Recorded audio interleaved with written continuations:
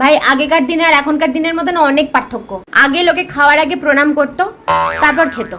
এখন লোকে আগে ফটো তোলে, তারপর খায়। আগে একটা সময় ছিল যখন বিয়ের সময় বউরা কাঁদতো আর বররা হাসতো।